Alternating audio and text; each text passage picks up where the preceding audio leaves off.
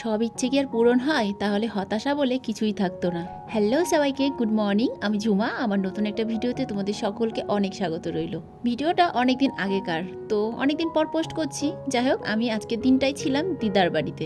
সকালে উঠে নিজের হাতে সবজি তোলার ভাগ্যটা একমাত্রই দিদার বাড়িতে গেলেই হয়। চলো দেখাই দিদার বাড়িতে কি কি আছে। পোয়ের শাক লাগানো আছে, লঙ্কা গাছ আছে, আর ওইদিকে এই যে তেলাকোচা, এটাকে মনে হয় কুদরি না কি বলে, যাই হোক আমি জানি না।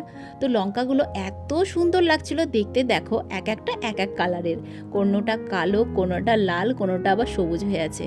আর এটা হচ্ছে দেশি লঙ্কা, মানে ধানি লঙ্কা যাকে বলছে। এই লঙ্কাগুলোর এত ঝাল, বাবারে বাবা।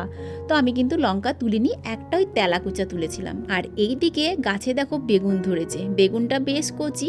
তো বেগুন গাছে জানো তো অনেক ছিল পিঁপড়ে, একটা পিঁপড়ে তো আমার হাতে কামড় দিয়েই দিয়েছিল। তো এই সেই গাছ, যেই গাছটাতে ছিল অনেকগুলো পিঁপড়ে। তো দেখো আমার হাতে লাল পিঁপড়ে কিন্তু এখনও লেগে আছে।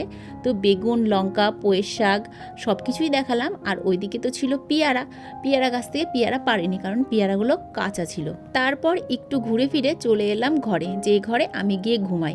এই ঘরটায় ঘুমাতে না আমার ভীষণ ভালো লাগে, আর এই ঘর ছাড়া আমার অন্য ঘরে কিন্তু ঘুম একদমই আসে না। তাই আমি গেলে এই ঘরে কেউ শয়ও না, আর আমি কাউকে শুতেও দিই না।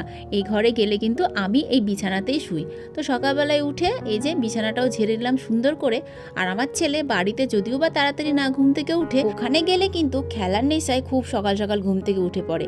আর এইদিকে দিদা দেখো সকালবেলায় চুলটাও আঁচড়ে নিচ্ছে, কারণ কীর্তন হচ্ছে, তো বাড়িতে ধরো অনেক লোকজন আসছে। আর এইদিকে মামার ছোট মেয়ে দেখো রিলস করতে ব্যস্ত, ওর কাছে তো ফোন নেই, তাই সঙ্গীতা গেলে সঙ্গীতার ফোনটা নিয়ে সারাদিন বানো ওইভাবেই রিলস বানায়। তো এটা হচ্ছে মামির ঘর। মামি অবশ্য এই ঘরে থাকে না, থাকে পাশের আর একটা ঘরে। এই ঘরটা গেস্ট হাউস বলতে পারো, মানুষজন গেলে ওই ঘরে ঘুমায়। আর এদিকে সকালবেলায় সঙ্গীতা ঘরটা মুছে নিল, আর আমি চলে এলাম কলপারে বাসন মাজতে। তো মামি আমাকে কিছুতেই বাসন মাজতে দিবে না, কিন্তু মামির ওপরে কি সব ছেড়ে দেওয়া যায় বলো? তো সেই কারণে সঙ্গীতা ঘরটা মুছে নিল, আর আমি বাসনগুলো ঝটপট করে মেজে নিলাম। অবশ্য মামি আবার ধুয়ে ফেললো বাসনগুলো, বারণ করলাম ধুতে হবে না, তবুও হাতে পাতে মামি বাসনগুলো ধুয়ে নিয়েছে। আর এই দিকে দেখো বাথরুমের উপরে হয়েছে পটল গাছ। পটল ধরেছে কিনা জানি না, কারণ বাথরুমে ছাদে ওঠার মতন ক্ষমতা কারণ নেই, তবে লতাগুলো নিচে নেমেছিল, তো কয়েকটা লতা আমি ছিঁড়ে নিয়েছি। আর এই দিকে সকাল সকাল দেখো মামি আমাদের জন্য আলু সেদ্ধ ভাত রান্না করেছে, কারণ আমরা এখন যাব দোল খেলতে। তো সকাল থেকে না খেয়ে থাকলে দোল খেলার আর এনার্জি আসবে না। তো সকালে চা খেয়েছি বটে, কিন্তু মামি আবার আমাদের জন্য ভাত করেছে, সঙ্গে এই যে জিরে লঙ্কাও ভেজেছে। এটা হচ্ছে আমার মামার বাড়ির সকালকার খাবার। আমরা সকালবেলাতে প্রতিদিন এই খাবারটাই খেতাম, আগেও খেতাম, প্লাস এখনও গেলেও কিন্তু আমরা খাই। তো যাই হোক, আমরা রেডি হয়ে গেছি রং খেলার জন্য। খাওয়া দাওয়া হয়ে গেলেই কিন্তু আমরা বেরিয়ে পড়বো। খাওয়া দাওয়া শেষ করে চলে এলাম মন্দিরে। মন্দিরে কিন্তু এখন কুঞ্জ ভঙ্গ, কুঞ্জ বর্ণ কী বলে আমি জানি না সঠিক, যাই হোক সেটা হচ্ছিল, যেটা হওয়ার পর কীর্তন শেষ হয়ে যায় আর কি। তো আমাকে অনেকে হয়তো বলবে হিন্দু ধর্মে জন্মগ্রহণ করে কি বলে সেটাই জানি না। তো যেটা জানি না বাবা জানি না, আর যেটা আমি জানি না সেটা বলতে আমার কোনো লজ্জা নেই। তো সর্বশেষে এখানে নাচ গান হচ্ছিল। তারপরে সেই কীর্তনের পালাটা শেষ হয়ে যাওয়ার পর শুরু হয়ে গেল বাচ্চাদের রং খেলা। ওদের বাবা তর্স হয় না, মানে কতক্ষণে সেই কীর্তনটা শেষ হবে আর কতক্ষণে ওরা রং খেলা শুরু করবে। এইদিকে আমার ছেলে বায়না করছিল মা আমাকে একটু আবির এনে দাও। তো আমি আবার একজনের কাছ থেকে একটু আবির এনে দিলাম। আবির বলতে এখানে এই যে এই রংটাই মাখা হচ্ছিল, কমলা কালারের রং। তো আমাকে দেখো রং মাখিয়ে আমার বান্ধবীরা ভূত করে দিয়েছে, চেনা যাচ্ছে? এই যে এটা হচ্ছে আমার সেই ছোট্টবেলার বান্ধবী। এখানে অবশ্য সবাই আমার ছোটবেলার বান্ধবী, তবে এর সঙ্গে আমার টানটা একটু অন্যরকম, কারণ সারা দিন আমরা দুজনে একসঙ্গে এক জায়গায় থাকতাম, একসঙ্গে খেলাধুলা করতাম। তো আমরা এখন বেরিয়ে গেছি নগর পরিক্রমা করতে, আর সঙ্গে সঙ্গে কিন্তু আমরা আবিরও খেলছি, নাচ করছি, গান করছি। দেখতেই পাচ্ছ এটা হচ্ছে মন্দিরের রাস্তা, আর মন্দির থেকে আমরা বেরিয়ে এখন রোডে উঠবো। তো বেশিক্ষণ না, অল্প একটু ঘুরবো, যেহেতু এলাকাটা খুবই ছোট, তো সেই কারণে অল্প একটু ঘুরেই চলে আসবো। আর যা বাবা রোদ পড়েছে, এই রোদে ঘোরাটা সত্যি খুব কষ্টকর, তবুও কষ্ট হলেও আনন্দটা কিন্তু অনেক। তো সেই কারণে আমরা কিছুক্ষণ ঘুরেছিলাম, ঘুরে কিন্তু মন্দিরে আবার চলে গিয়েছিলাম। তো এদিকে সঙ্গীতা আমাকে বললো একটু ভিডিও করে দে, আর আমি সঙ্গীতাকে বললাম তুই আমাকে একটু ভিডিও করে দে। তো এখন আমরা আছি শিব মন্দিরে।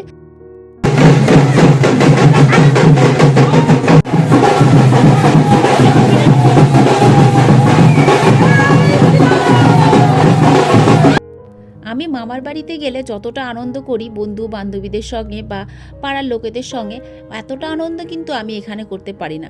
কি জানি আমার এখানকার মানুষের সঙ্গে সেই মনের টানটা আসে না যেটা আমার সেখানে গেলে হয়। আসলে বলে না নারীর টান, আমার নাড়িটা তো ওখানেই কাটা হয়েছিল না, তো সেই কারণে আমার নারীর টানটা ওখানেই থেকে গিয়েছে। হয়তো আমি বড় হয়েছি এখানে, কিন্তু আমার টান সবসময় ওইখানেই থাকে। ওখানে গেলেই আমার কেমন যেন মানে অন্যরকম একটা অনুভূতি আসে। তো তারপরে রং টং খেলে এখন চলে এসেছি মন্দিরে। নগর কিন্তু এখনও আসেনি, কারণ অনেকটাই রোদ ছিল, তো ছেলেটা আমার ঘেমে যাচ্ছিল, তো সেই কারণে ছেলেকে নিয়ে মন্দিরে এসে বসে পড়লাম।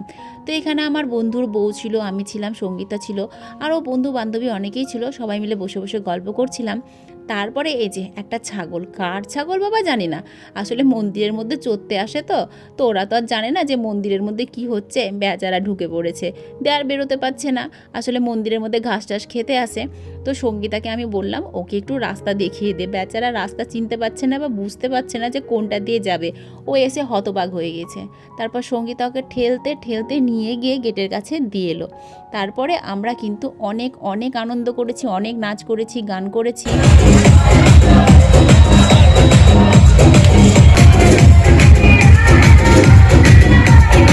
আমাদের রং খেলার আনন্দ করার সময় পার হয়ে গেছে। এখন যেহেতু ভোজন আরতি শুরু হবে, তো সেই কারণে আমরা এখন সবাই বাড়ি চলে যাচ্ছি। তো শেষ মুহূর্তে সবাই সেলফি তুলছে। এটা হচ্ছে সঙ্গীতার দুই বান্ধবী।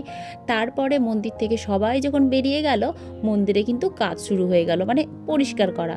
তো সঙ্গীতা নিয়েছে ঝাঁটা, ওইদিকে আমার এক বান্ধবী নিয়েছে ঝাঁটা, দেখতেই পাচ্ছ জল খাচ্ছে, আর যে যা পাচ্ছে সে তা কাজ করে নিচ্ছে। আর এখানে কাউকে কাজের কথা বলতেই হয় না। তারপরে স্নান টান করে চলে এলাম এখন ভোজন আরতি দেখতে। ভোজন আরতি প্রায় শেষ হয়ে গেছে, বাতাসা এখন ছিটাচ্ছে, আর এত বড় বড় বাতাসা ছিটাতে গিয়ে সবার কপালে লেগে যাচ্ছে বলে বাতাসা ছিটানোটা বন্ধই করে দিল। তারপরে বসে থেকে হাতে হাতে সবাইকে দিল। আমি আবার অবশ্যই সাদা বাতাসাগুলো খাই না, ওই লাল লাল যেগুলো দেখতে পাচ্ছ হাতে বানানো, ওগুলো খাই, ওগুলো খেতে না আমার খুব ভালো লাগে। তো এই হচ্ছে আমাদের মন্দির, আর এই মন্দিরেই সব রকম পুজো হয়। তো এখানে দেখেছো কত পায়েস, এ তো কিছুই না, আরও পায়েস কিন্তু বানানো হচ্ছে। এখানে খিচুড়ির থেকে পায়েসটাই বেশি খাওয়ানো হয়, আর এই পায়েসের জন্যই কত মানুষ কত দূর দূর থেকে আসে জানো। আমি তো খাই, প্লাস আমি বাড়িতেও নিয়ে যাই। কীর্তনতলা থেকে বেরিয়ে পড়লাম বিকেলবেলায় একটু পাড়া চড়তে। তারপরে চোখে পড়লো এই যে পেয়ারা, তো 3টে পেয়ারা চুরি করে নিলাম। অবশ্যই এটাকে চুরি বলে কি না বলে আমি জানি না, কারণ চুরি তো সবার বাড়িতে করা যায় না, একমাত্র তাদের বাড়িতেই করা যায় যাদেরকে আমরা চিনি জানি, তাই না? তো এটা যেহেতু সঙ্গীতার বান্ধবীর বাড়ি, সঙ্গীতা গিয়েছিল তার বান্ধবীর সঙ্গে ভেতরে কথা বলতে, তো আমি আবার পেয়ারাগুলো দেখে 3টে পেয়ারা পারলাম। একটা আমার ছেলেকে দিলাম, একটা সঙ্গীতাকে দিলাম, আর একটা টুনটুনকে দিলাম। তারপরে চলে গেলাম এই যে ঘাটে। এই ঘাটে আমরা ছোটোবেলায় খুব স্নান করেছি, বলতে পারো দিনের 2-3 ঘন্টা আমরা এই ঘাটেই কাটিয়ে দিতাম। তবে ঘাটটা এখন কান্না করে আমাদের জন্য, কারণ আমরাই সেই শেষ মানুষ ছিলাম যারা ঘাটে এসে অত্যাচার করতাম। তারপরে কিন্তু সেরকম অত্যাচার করার মতন বাচ্চারা এখন আর কেউ ঘাটেই যায় না। আসলে এখনকার বাচ্চারা তো ঘাটে পথে বেরোয় না, তো কী জানবে ঘাটের মর্ম।